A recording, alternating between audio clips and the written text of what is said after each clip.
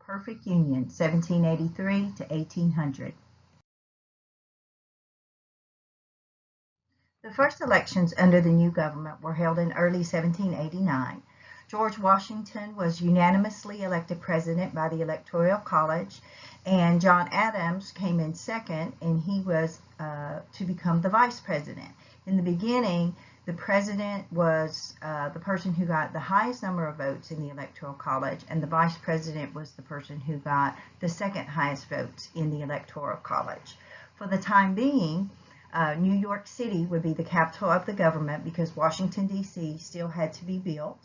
And so the new government will start on April 30th, 1789.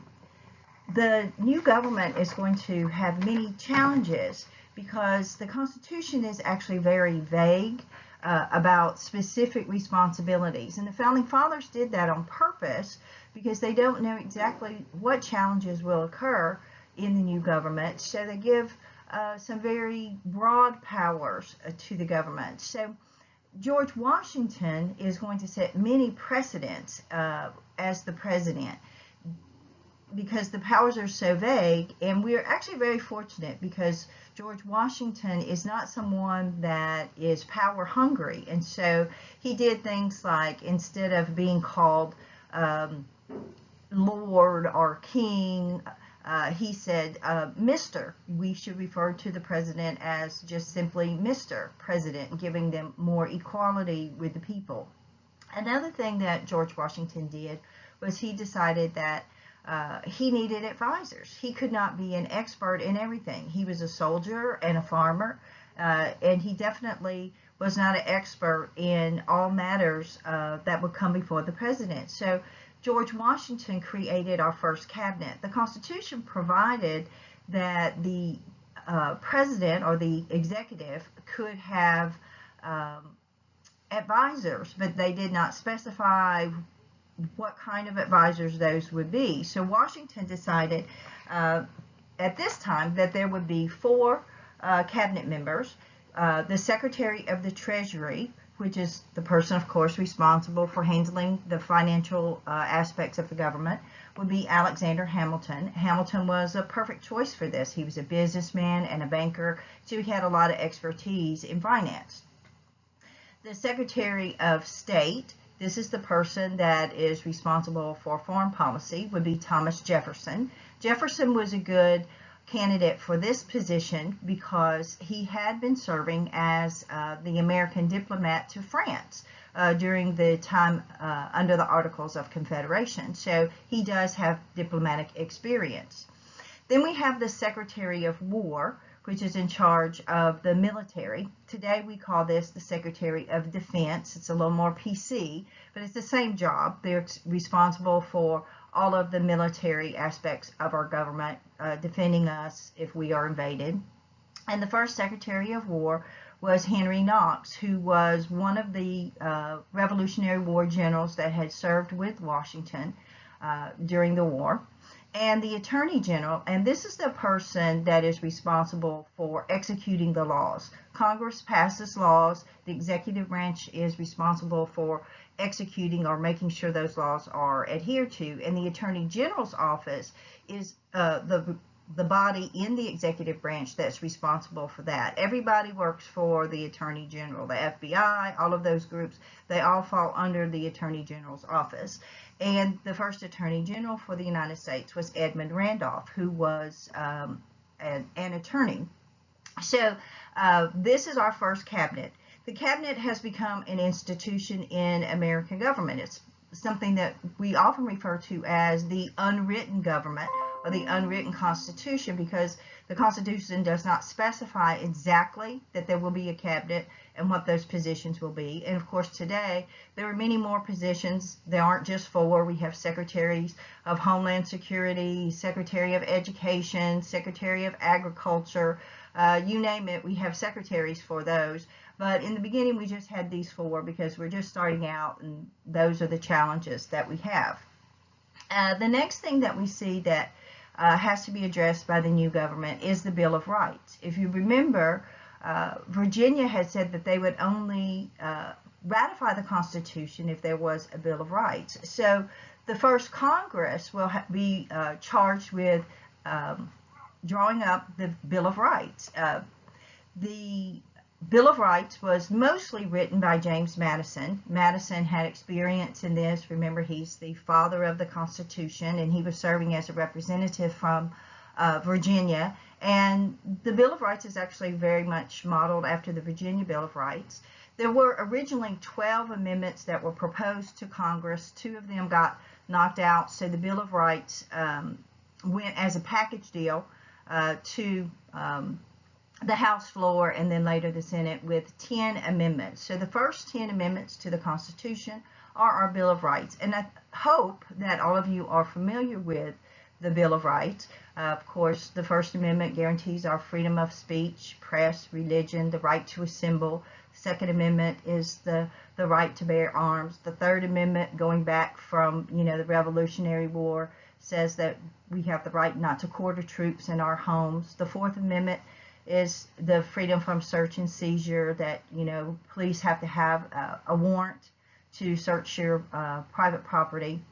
The Fifth and Sixth Amendments are procedural amendments if you were accused of a crime. These are the processes that you have the right to a trial by jury, you have the right to know what charges are against you, the right to confront the witnesses against you. All of those are in the Fifth and Sixth Amendment. The Seventh Amendment deals with civil trials. Civil trials deal with money, not going to jail, and it says you have the right to a trial by jury in civil cases also. The Eighth Amendment, of course, is no cruel and unusual punishment. That one comes under debate a good bit because people sometimes argue that the death penalty is cruel and unusual punishment. Here in Texas, we don't think it is, so we do have the death penalty in Texas, but some states do not. The Ninth Amendment deals with rights not specifically written, but that are reserved to the people. And the 10th Amendment deals with rights that are reserved to the states. So even in writing the Bill of Rights, the Founding Fathers said we need to make sure that there are other rights. We're sure we're forgetting some that are reserved to the people, and so that's the Ninth Amendment. And one of the things that we look at with the Ninth Amendment is our right to privacy. If you look at the other 8 amendments, there is no specific right to privacy, but we enfold that into the Ninth Amendment.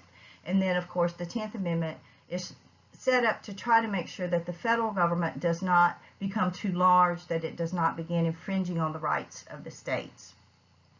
Another thing that we see that the first government has to deal with is actually organizing the judicial branch.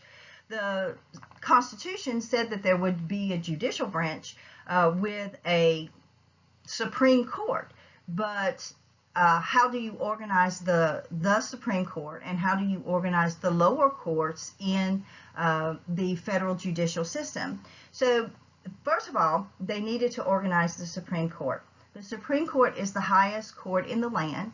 It is charged with interpreting the Constitution and making sure that all laws passed by Congress are in compliance with the Constitution. The judicial branch is appointed. All federal judges are appointed. They're not supposed to be political. They're supposed to be nonpartisan. This is because we don't want a political interpretation of the Constitution. We want the Constitution to be interpreted correctly. So they decided that the Supreme Court would have a Chief Justice and 5 associate justices. So originally, the Supreme Court only had 6 justices. The first Chief Justice of the Supreme Court was John Jay. We talked about him previously. Remember, he helped to negotiate the treaty that ended the American Revolution.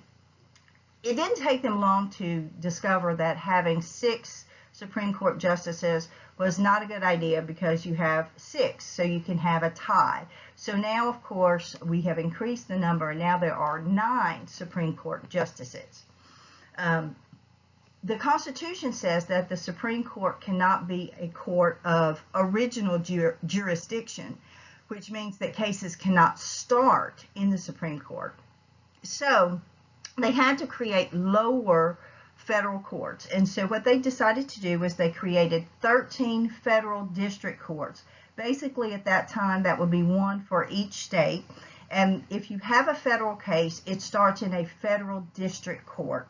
And then if you appeal your case, then you appeal your case to a federal circuit court. And so in the beginning we had 3 federal circuit courts. So you had a federal district court and then 3 regional federal circuit courts. And then after the circuit courts, then you can appeal your case to the U.S. Supreme Court. Now it's important to note the Supreme Court is the one court in the land that really gets to choose which cases it hears. Just because you appeal to the Supreme Court does not mean that they will hear your case. They will only hear cases that deal with constitutional issues, cases that are big. They're not going to decide if a person is guilty or innocent. That's not their role. Their role is to decide if your constitutional rights have been violated during your court proceeding, and if they find that they have been violated, then they will refer your court case back to be retried in the lower courts. So the Supreme Court does not decide guilt or innocence. They only decide procedural issues dealing with the Constitution, constitutional laws, that type of thing, and they only pick cases that deal with that. The financial issues are going to be one of the big problems that will plague the new government, and Alexander Hamilton, as the new Secretary of the Treasury, will be responsible for developing an economic plan to get the country on a good, stable financial footing. And one of the first things that he will do is propose that the new government use its new taxation powers. The government owed debts to foreign countries, they owed debts to people within the country, and they needed a financial stream to pay those debts. And so Hamilton will propose the first import tax for the federal government, the Tariff of 1789. The Tariff of 1789 was really a relatively low tariff. It placed an 8% tax on the value of goods imported into the country. When we look at tariffs, part of the reason that you place tariffs is to help the government raise money. So you don't want to place huge tariffs, because if you place a very high tariff on goods, it will stop imports altogether, so you won't raise any money. If you want to stop imports, we will pass what we call a protective tariff, and that is to protect American industries, and so you will place a high tariff. So the first tariff was really kind of a moderate tariff, this 8% tax, and it was designed to really raise money for the government and not do a lot of protection from foreign competition. Another problem that we have is this huge debt that is hanging over the government from the from the Revolution. Some of it is a national debt that was incurred by the Continental Congress, and some of it is state debts. Alexander Hamilton believed that the federal government should assume all of the debt responsibility, meaning that they should take on the debt from the states. He said that the states had incurred this debt in an effort to help us gain our independence, and so it was only right for the federal government to assume that debt. Also, he was concerned that some of the states had not been paying the debt, and so by them not paying the debt, it was causing the government, the federal government, problems overseas. So he proposed that the federal government should assume all the debts incurred by the Revolution. This is one of the times when we begin to see another split between the southern states and the northern states. Most of the southern states by 1789 had paid off their Revolutionary War debt. So they are opposed to the federal government assuming the debt, because it's like they will end up having to pay the debt twice. Oh, we paid our debt, now the federal government is going to assume your debt, and so our tax monies are going to pay your debts too. So there was a split between the northern states and the southern states on this assumption of debts. One of the ways that Hamilton was able to get the southern states to agree on the assumption of debt was that he promised the southern states that if they would agree to the federal assumption of the state debts, then the new national capital would be in the South. And so that is why Washington, D.C. is where it is. They carved out Washington, D.C. from part of Virginia and Maryland, mostly from Virginia. And so if you've ever been to Washington, D.C., you can't really even tell when you move over into Virginia, because it actually had at one time been part of Virginia. So that's why the national capital is in the South, which sometimes we, as deep Southerners, we don't consider Virginia to be very Southern, but it definitely at that time was considered to be Southern. Another part of Hamilton's economic plan was something called an excise tax. Excise taxes are different types of taxes. Normally taxes are paid by consumers in the form of like a property tax, a sales tax, or you have a property tax that you pay on your property, or like we just talked about, import taxes paid on goods coming in from foreign countries. But an excise tax is actually paid by the manufacturer of an item, and it's an internal tax. So it would be a tax paid by American producers of this item. And the first excise tax that was passed in the U.S. was an excise tax on whiskey. The excise tax on whiskey is going to cause a huge disruption in America. It's a fairly low tax according to the federal government. They said it's only 25 cents a gallon on the whiskey. But at this time, whiskey was produced mostly by American farmers in the West. It wasn't produced by big corporations. And the farmers produced the whiskey mainly because we did not have a good transportation system to move products across the country. And so to keep their excess grain from just wasting away, they distilled that grain into whiskey. And the other problem with the whiskey tax was that farmers in the Western Territories who produced most of this whiskey operated more on a bartering system. So they didn't really sell their whiskey for money. They usually bartered it or traded it for other goods, or they traded it for services. So since this is an excise tax, you pay the tax on how much you produce, not how much you sell. So the farmers who didn't sell a great deal of their whiskey were responsible for paying this tax no matter what. And so the farmers feel that this is an unfair tax. They're already paying the majority of the tax in the country because they pay the property taxes, and now they're having to pay this extra tax on whiskey. So the farmers in Western Pennsylvania are going to engage in what becomes known as the Whiskey Rebellion. They refused to pay the excise tax on their whiskey. They attacked revenue agents who came out to their farms to try to collect the tax monies. They tarred and feathered these revenue agents. And this is really a big deal because these revenue agents are actually federal employees. And this is the first challenge that we see to the authority of this new federal government. So Alexander Hamilton believed that it was very important that the federal government establish its authority over these states, and he encouraged President Washington to send a federal army to Western Pennsylvania to put down the Whiskey Rebellion. And Washington will agree to do that, actually pretty reluctantly, but he did send a very large army of 13,000 troops to Western Pennsylvania to put down this rebellion. In the face of this rather large army coming into the territory, the rebellion really began to dissipate.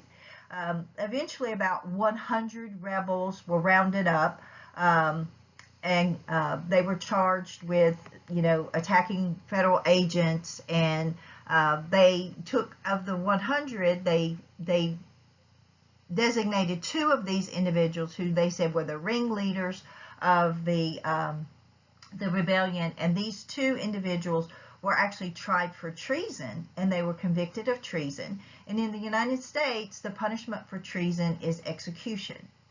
Now, this is pretty big because these people are fresh off of the revolution, and many of them thought that they were still just exercising many of the same rights that the Revolutionary War soldiers had fought, fighting against what they considered unjust taxation.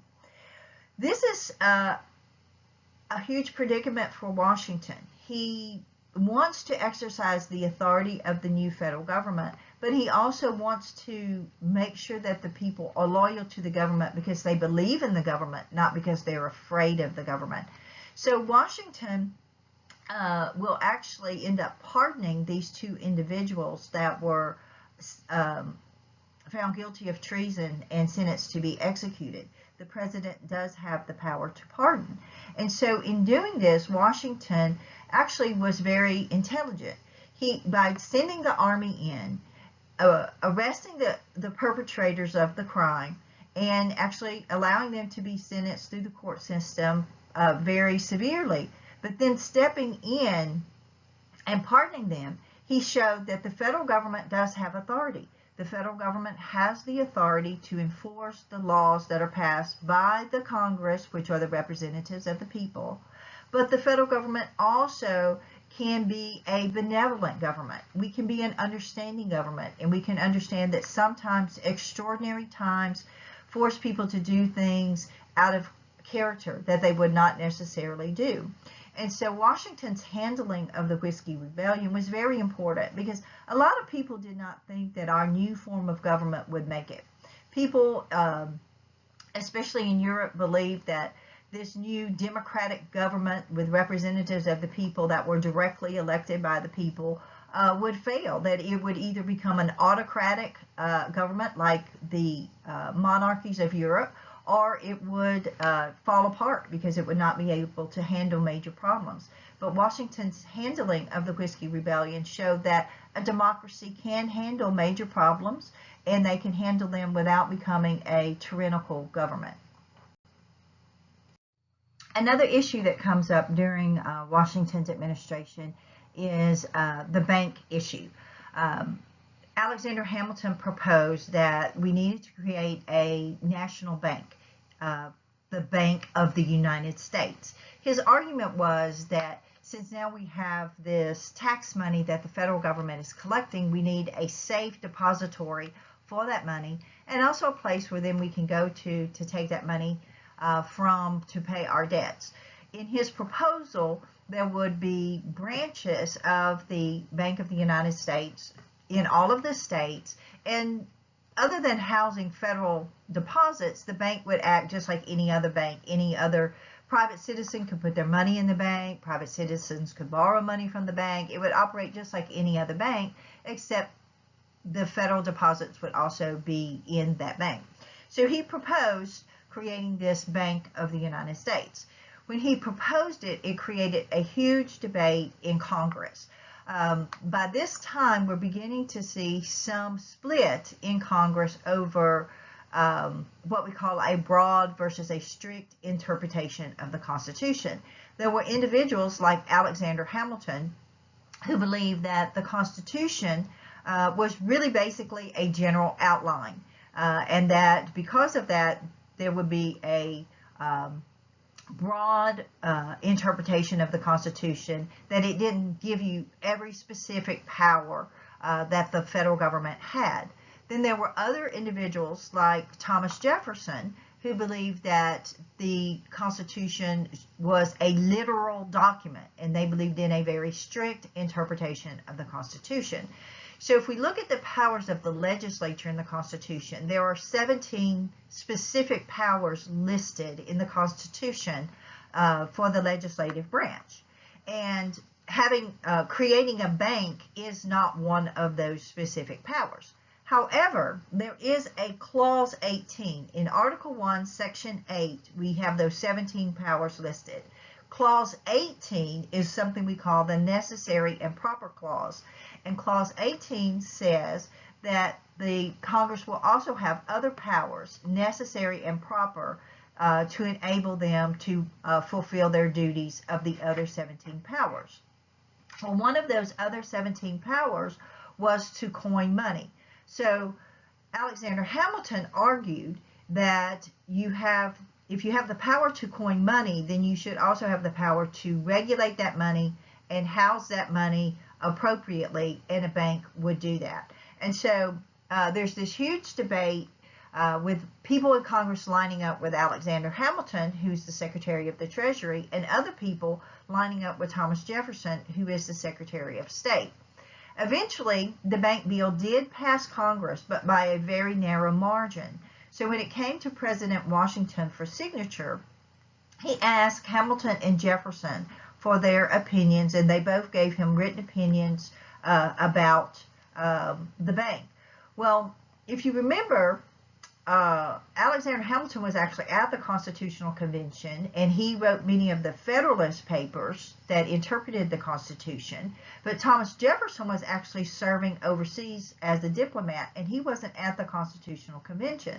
So Hamilton's argument regarding the 18th clause of Article 1, Section 8 really came home to Washington, and so Washington signed the bank bill, and the Bank of the United States would go into effect.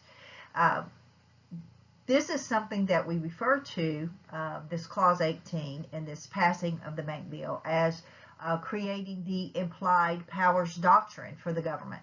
The idea is that every power of the federal government is not explicitly written into the Constitution, that there are other powers that are implied or unwritten that you need to have to enforce those other laws. Sometimes we also refer to this as the elastic clause, because Article 1, Section 8, Clause 18 allows the federal government to expand its powers, to stretch its powers beyond just those 17 very specific things. So sometimes you'll see the term implied powers doctrine or the elastics clause, but what this is referring to is those unwritten powers of the Constitution. The bank issue will end up being one of the big divisive issues of the federal government, and eventually it will lead us to the creation of our first political parties. The first two political parties were not actually formal political parties until 1796, but they're groups who are divided about the interpretation of the Constitution and some other things. The parties are divided on Hamilton's economic plan. Some of them agreed with the taxation policies. Some people did not agree with those taxation policies. Another issue that divided the people was the French Revolution. As the French Revolution, when the French Revolution started, most Americans were very supportive of it, and we actually kind of patted ourselves on the back and said, hey, they're copying us, they want to create a democratic government. However, as the revolution became excessive and we moved into that reign of terror where they were executing people by the masses daily for very minor things, more conservative individuals began to pull away from the French Revolution and supporting the French Revolution. And of course, one of the big issues that really came to light with the bank issue we just discussed was what were the powers of the federal government? How broad should those powers be? How extensive should those powers be? And the first two political parties that emerged as parties by 1796 will be the Federalist Party. The Federalist Party is led by Alexander Hamilton. Of course, they support his economic program because he's the leader. They believe in a very strong federal government with broad powers. They do not believe in a literal interpretation of the Constitution. They believe in the implied powers doctrine. The Federalists are in general not supportive of the French Revolution because it has become so excessive. It is disrupting trade throughout Europe. It is disrupting our trade with Great Britain and France. And so, in general, the Federalists are not supportive of the French Revolution. The Federalist Party was strongest in the Northeast and along the Atlantic seaboard. It's made up of a lot of the individuals who were involved in business, in trade, shipping, banking, lawyers, more of your established professionals, if you would, and many of the people that actually have been at the Constitutional Convention, but not all. Some, like James Madison, will actually be Republicans. The second party was the Republican Party. Its leader was Thomas Jefferson, and they are what we call literalist. They believe in a very literal interpretation of the Constitution. They want very strong limits on the power of the federal government. They want to ensure the rights of the states. They are, in general, in favor of the French Revolution. Their argument is that the French helped us in our revolution, so we should be very supportive of their revolution. They, in general, do not support Hamilton's economic plan.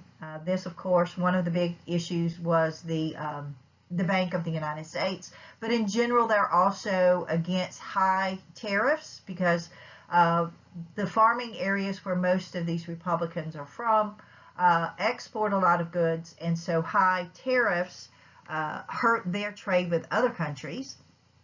Also, they are definitely opposed to the excise tax on whiskey because that hurt the farmers. And so these are some of the basic foundational problems that we see between the two groups, which eventually lead us to the creation of political parties. This is another one of those little charts that just puts in chart form those things that we discussed on the previous slide, showing you the Federalists, what they believe in, the Republicans, what they believe in. As I said, these charts I find are very helpful when you're studying for tests and quizzes because it really lays things out very concisely for you. Another problem that Washington had to deal with during his administration dealt with foreign policy. Once again, as we were discussing earlier, dealing with the French Revolution. When the French Revolution began, as we were saying, most Americans supported it. But as it grew very violent, we began to see a split in the country over support of that.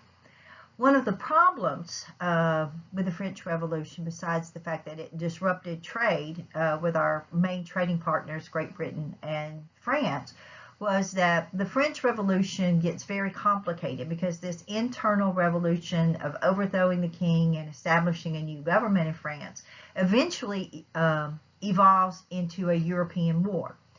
And this is where it gets very complicated for the United States, because in this European war, France will be going to war with Great Britain. And if we go back to that old Franco-American alliance of 1778, when France came in to help us with the American Revolution, one of the clauses in that alliance said that if France ever went to war with Great Britain, that we were supposed to help the French in that war. Well, in 1790, 1791, we don't feel like we should support the French. One, because the French Revolution has become so wildly violent, and two, we really do not have the military resources to do so, and we don't feel that we can get involved in a war at this time. We're a new government, we have very limited military resources, and the stakes are quite high for us. If we get into this war and France loses again, which they usually do when they go to war with Great Britain, and we're on the losing side, what will happen to us? Will we lose territory? Will we even lose our very freedom? So we're very split over this, and this is one of those problems that emerges between the Federalists and the Republicans, because the Federalists say no, we should not get involved, and the Republicans say that we should. The French keep pressing the point and asking President Washington to send aid to assist them in their war, and President Washington keeps refusing because he realizes that the stakes are just too high. So the French decide on kind of a little underhanded diplomacy. They sent citizen Edmond Genet to America to try to drum up support for the French Revolution. Now, Genet's job is he's going to land in the South at South Carolina, and then make a speaking tour throughout all of the colonies, drumming up support for the Americans to help the French in the Revolution. The idea that the French have is that if there's enough public support for the French Revolution, then President Washington and Congress will be forced to send aid to the French. Well, in sending Edmund Genet in this role, the French broke all kinds of diplomatic protocols. When a foreign dignitary comes to your country, he's supposed to come and meet with the president. He's supposed to be officially welcomed, that type of thing. And Genet is not going to do this. And so that really upsets Washington and the American officials, that they're really kind of being underhanded, trying to drum up support for this war. So in response to this, in 1793, President Washington is going to issue what becomes known as the Neutrality Proclamation. While Genet is making this speaking tour throughout the United States, Washington makes a proclamation that says that the United States will not support any French wars whatsoever, letting it be known, no matter what, we're not going to support this war. So Genet's role here is mute. There's no reason for him to be here. The Neutrality Proclamation is going to spark another conflict between Alexander Hamilton and Thomas Jefferson. Thomas Jefferson immediately responded that Washington issuing the Neutrality Proclamation was unconstitutional. He said it was unconstitutional because the president was not given the authority to issue neutrality proclamations. He said the Constitution specifically stated that Congress had the right to declare war. And so if Congress had the right to declare war, then Congress should have the right to declare neutrality. Alexander Hamilton is going to counter that argument, and he says, yes, the Constitution does give Congress the right to declare war, but it gives the executive branch the right to deal with foreign policy. And that is why you, as a cabinet member, as the Secretary of State, you're part of the executive, you're not part of Congress.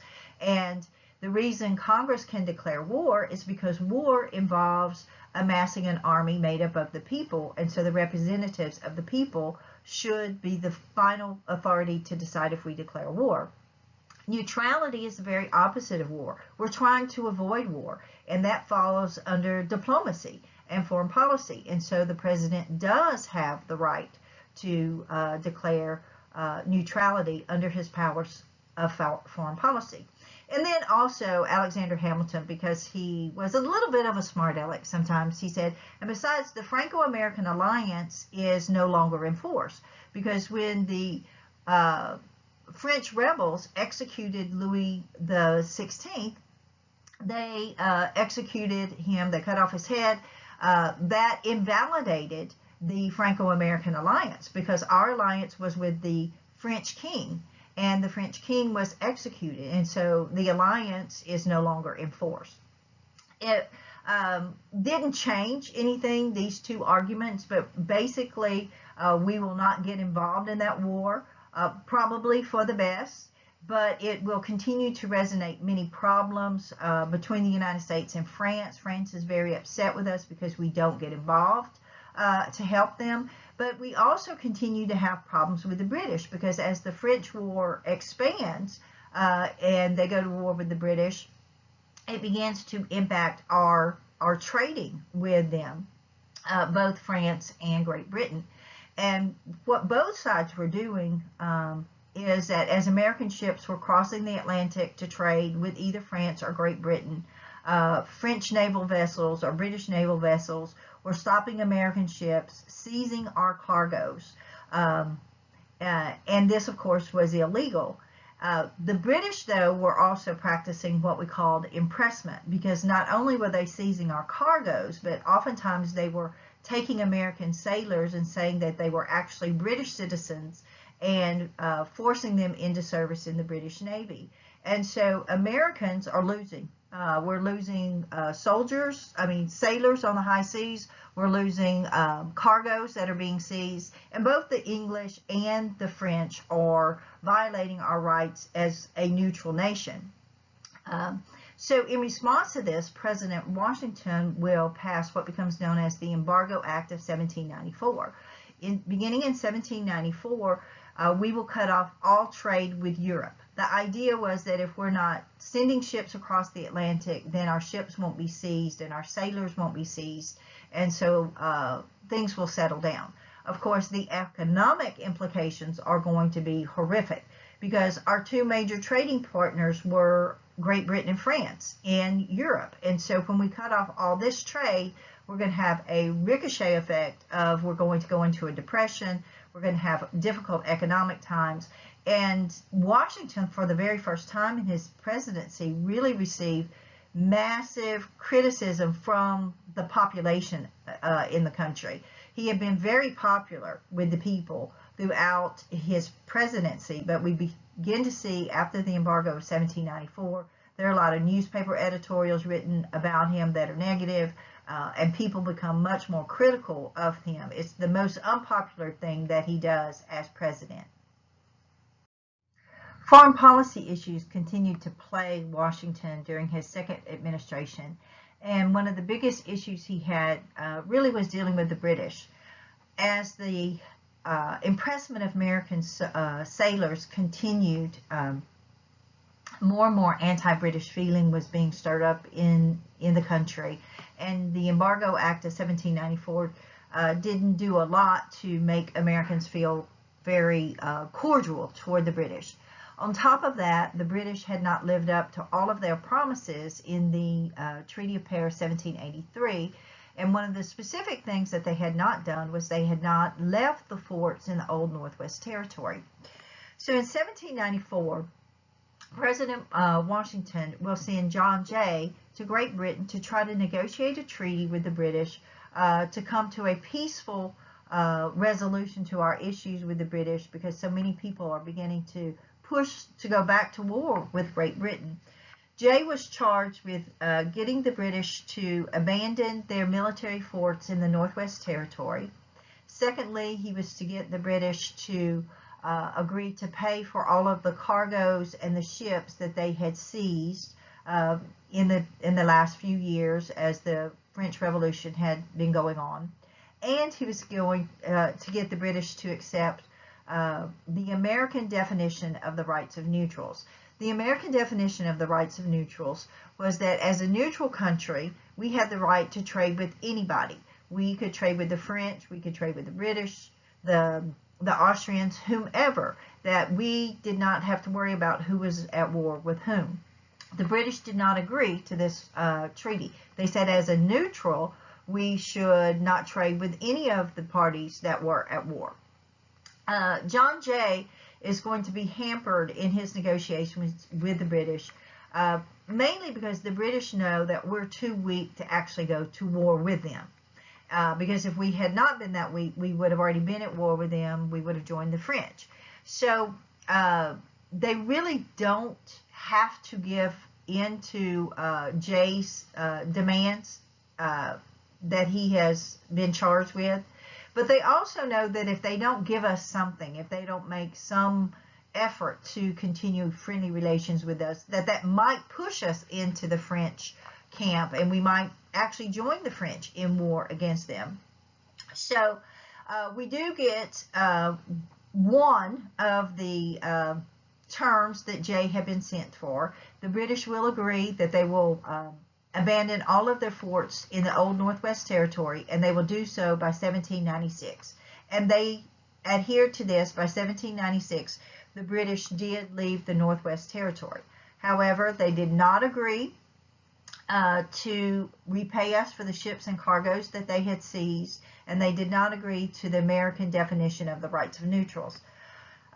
So Jay's treaty is really very weak. It's not going to be very popular when it gets back to the United States, but the Senate will ratify the treaty, mainly because it gets rid of one of the three problems. We still have the others to deal with. So it's not a real popular treaty, but it did take care of one issue. Probably one of the greatest things we see about Jay's treaty is that Jay's treaty actually led to Pinckney's treaty with Spain. when John Jay went to Britain to begin negotiating with the British, the Spanish got very nervous that we may be drawing closer to the British, and so we have been having several issues with the Spanish along the way. We had a border issue with Florida. The French, the Spanish were encumbering our trade along the Mississippi River, and so after Jay went to Great Britain, the Spanish actually reached out to us and wanted us to negotiate a peaceful resolution to some of the problems that we were having with them. So Charles Pinckney was sent to negotiate with the Spanish. And as a result of Pinckney's treaty, we officially get the Spanish to recognize the 31st parallel as the border between the United States and Florida. And Florida, of course, belongs to Spain again at this time. The Spanish will also promise us free navigation of the Mississippi River. And even better, the Spanish agreed that the citizens of the United States would have free use of the port of New Orleans for 3 years. So this is really huge because New Orleans is the major port of the Mississippi River. It's where the Mississippi River flows into the Gulf of Mexico. And normally foreign citizens would have to pay the Spanish to use the port of New Orleans. They're going to give us free use of this port for 3 years. So while Jay's treaty was really a lukewarm treaty and did not achieve a lot of what we were hoping, Pinckney's treaty was much more successful, but it probably would not have occurred if the Spanish had not been nervous about us making a treaty with the British. This map just shows us that disputed territory. You can see the area in purple is what the Spanish actually claimed belonged to them. But after Pinckney's treaty, they agreed to that 31st parallel, which is that green line. So we gained a great deal of undisputed territory with Pinckney's treaty. In 1796, Washington decided that he would not run for a third term as president. He actually had not wanted to run for a second term, but he was convinced after his first term to continue for a second term. But in 1796, he said, no, it's time for me to retire. I'm retiring home to Mount Vernon. And so he will set a precedent here also, that presidents will only serve 2 terms. And that precedent was established by Washington and upheld until we get to Franklin Roosevelt in 1940, when Franklin Roosevelt will make the unprecedented decision to run for and win a third term in 1940. And then he also ran for and won a 4th term in 1944.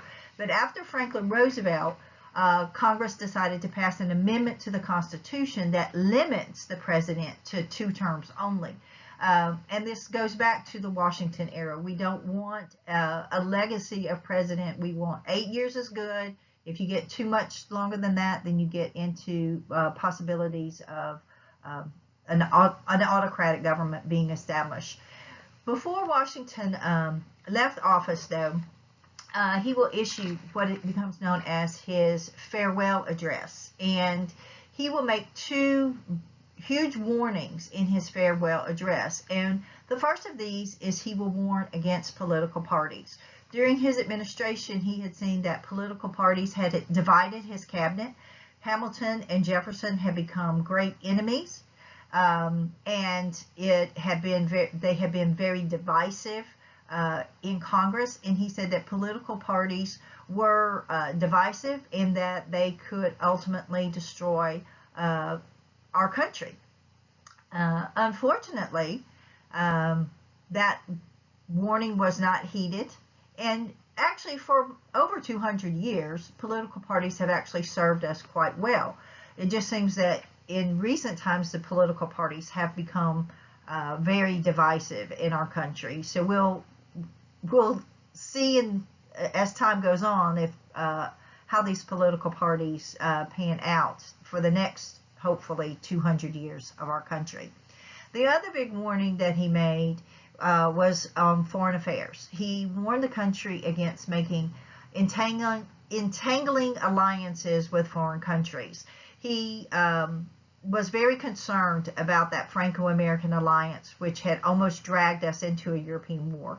And he said we should not make these long-term entangling alliances where we promise to help a country in an unknown war at some time in the future. Instead, we should make short-term alliances for very specific periods of time for very specific reasons. We did adhere to his warning on foreign affairs.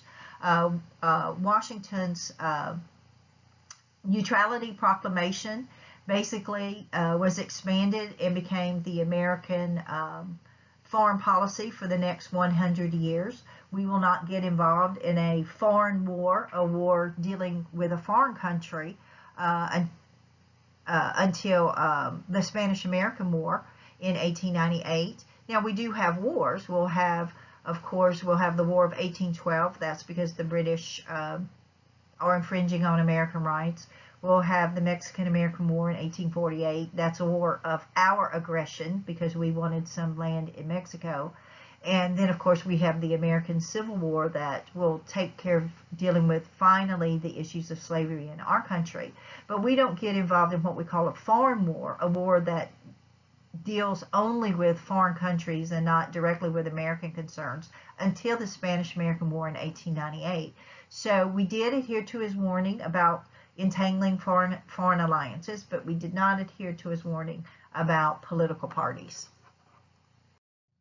In that election of 1796, John Adams, who had been serving as Washington's vice president, will run, and Thomas Jefferson will run against him as the Republican candidate. Adams will be the Federalist candidate. Washington will support Adams, and Adams will win the election. But when we look at the election, we see that it is cut very much along sectional lines. Adams wins a lot of support in the North and the eastern states, and Jefferson wins mostly votes in the southern states. Now, under the original Constitution, the person who gets the highest votes in the Electoral College became president, and the person with the second highest votes became vice president. So we have one of those very strange things that's going to occur where Adams will be the president and he will be a Federalist, and Thomas Jefferson will be the vice president and he will be a Republican. And so we call this a divided government because we'll have a president from one party and a vice president from another party.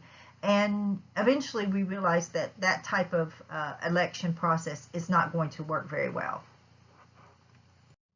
John Adams' administration is going to be plagued with lingering foreign policy problems coming from the French Revolution and the wars in Europe.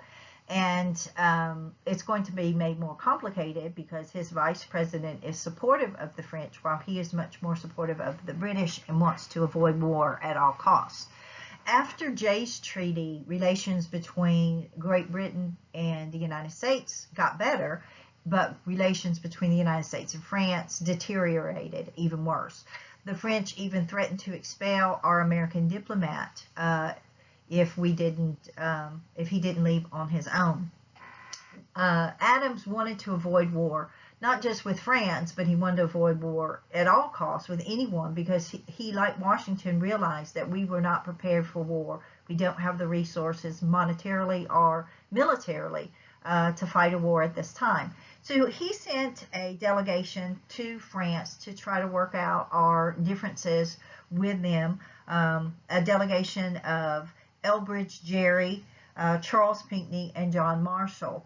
While these men were there, they were actually greatly offended by the French because the French told them that before they would agree to negotiate with them, that they would have to pay a bribe to the French foreign minister, or he would not even agree to meet with them, and they would come to no resolutions of our issues.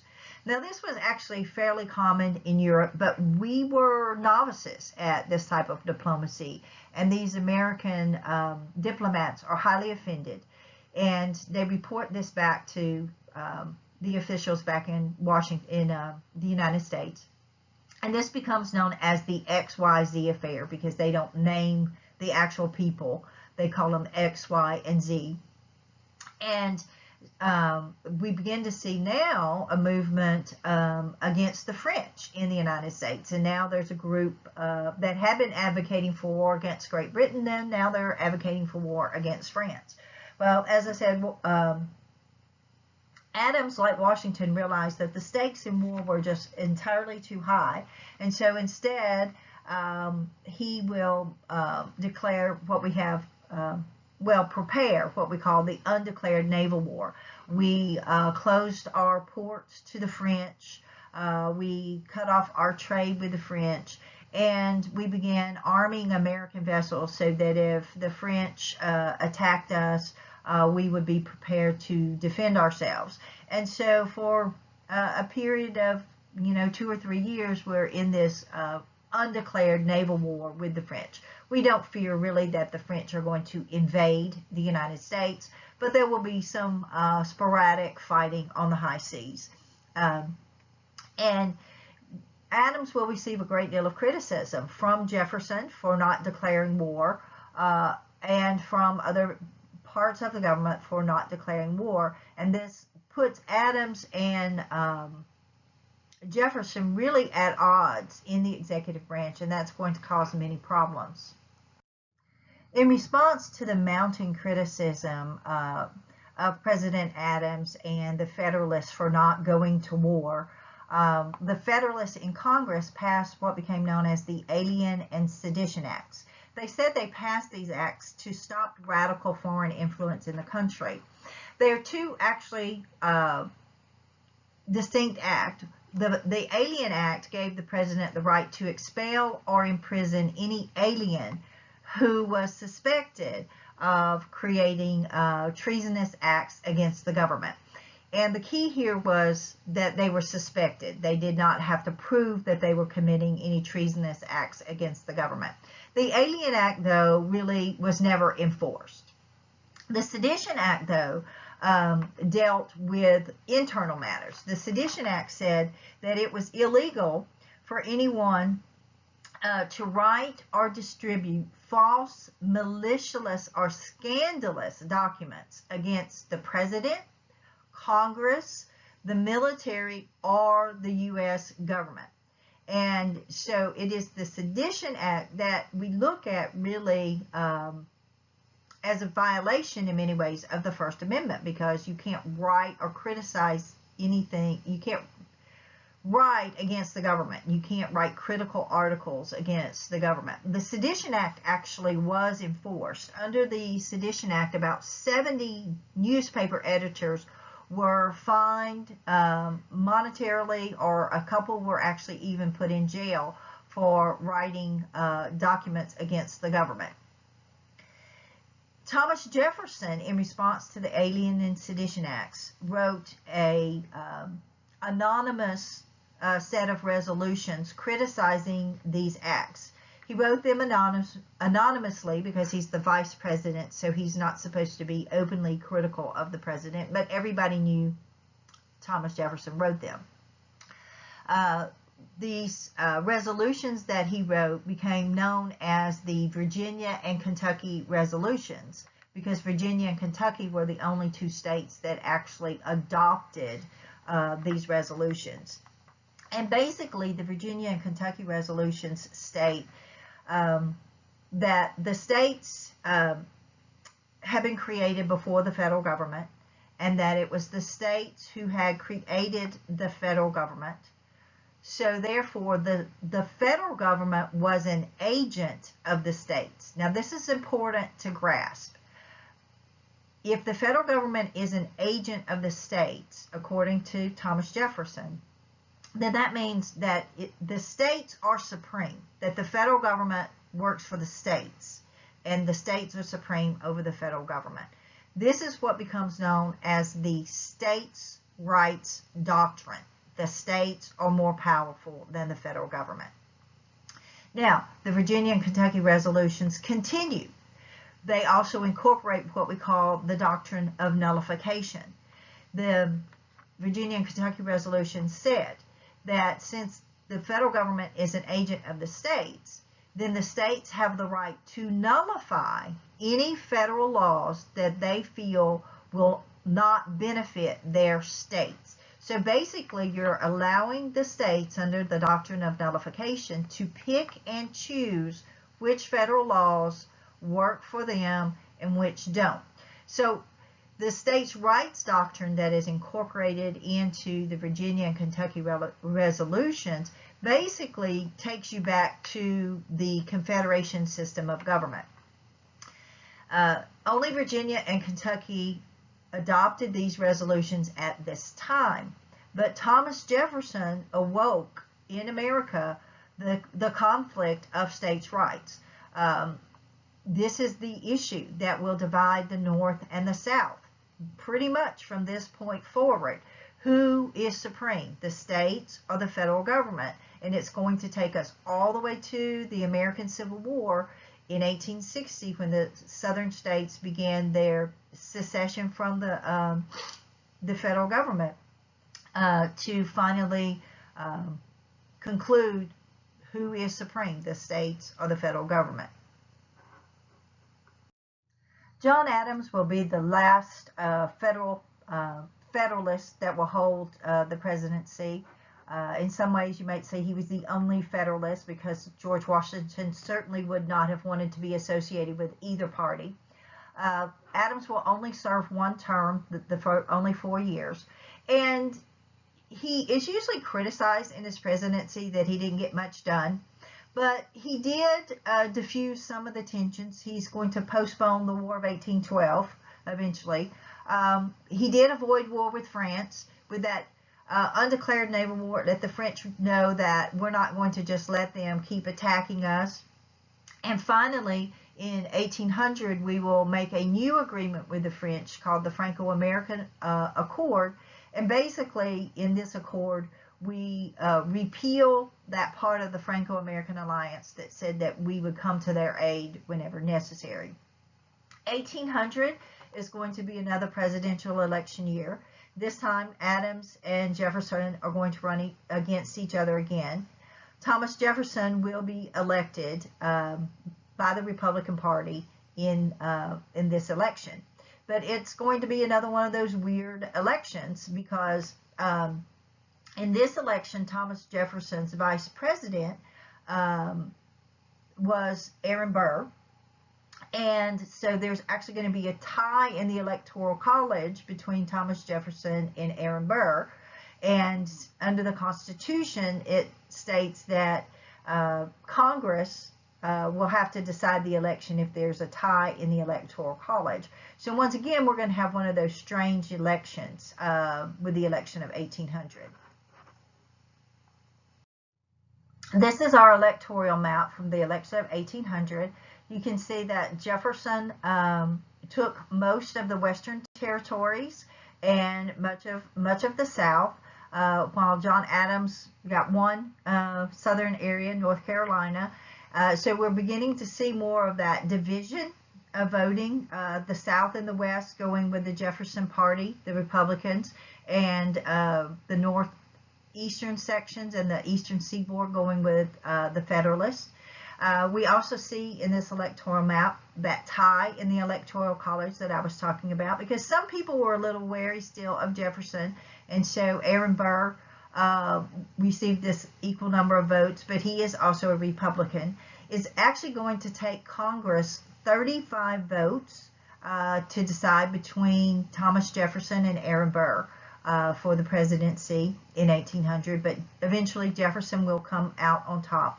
And beginning in 1800, Thomas Jefferson will serve as our third president of the United States. And this concludes our rather long chapter 6. That's when we broke it up into 2 parts. So make sure that you use this information to help you study for your tests.